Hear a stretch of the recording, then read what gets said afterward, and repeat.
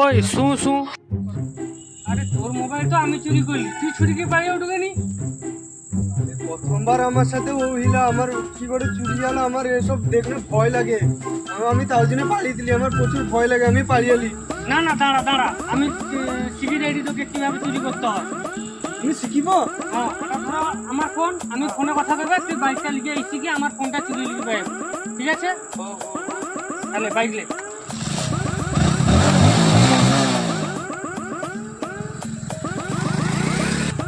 জানি রে, আর পারি আয়, আর যাইতে হবে নি।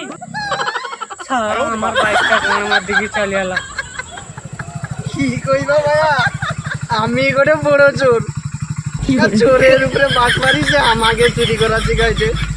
এর মানে বুঝি বললো মোবাইল আমার কথা রয়ে গেল। আর ভাই